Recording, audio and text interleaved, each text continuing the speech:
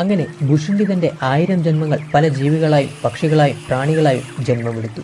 കാക്കയായി ജന്മമെടുത്തപ്പോൾ കൈലാസത്തിൽ വസിക്കാനും ശിവഭഗവാനിൽ നിന്ന് ശ്രീരാമനെക്കുറിച്ചുള്ള കഥകൾ കേൾക്കാനുമുള്ള ഭാഗ്യവും അവനുണ്ടായി. ഒടുവിൽ തന്റെ ശാപത്തിന്റെ അവസാനം പരമശിവൻ പറഞ്ഞതുപോലെ തന്നെ ഒരു ബ്രാഹ്മണ കുടുംബത്തിൽ ഭുഷുണ്ഡി ജനിച്ചു. ജനിച്ചപ്പോൾ തന്നെ മാതാപിതാക്കളെ നഷ്ടപ്പെട്ട ഭുഷുണ്ഡി തന്റെ കഴിഞ്ഞ ജന്മത്തിൽ ശിവഭഗവാൻ പറഞ്ഞ ശ്രീരാമ കഥകൾ കേട്ട് ശ്രീരാമഭക്തനായി മാറിയിരുന്നു.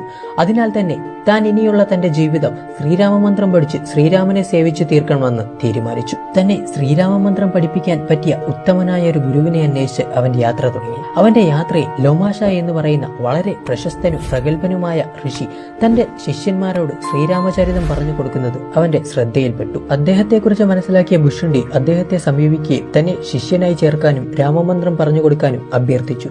അവന്റെ ഭക്തിയിൽ സന്തോഷവാനായ ഋഷി അവനോട് ശ്രീരാമന്റെ മഹാത്മ്യത്തെക്കുറിച്ച് വർണ്ണിക്കാനും ശ്രീരാമകഥകൾ പറഞ്ഞു കൊടുക്കാനും തുടങ്ങി.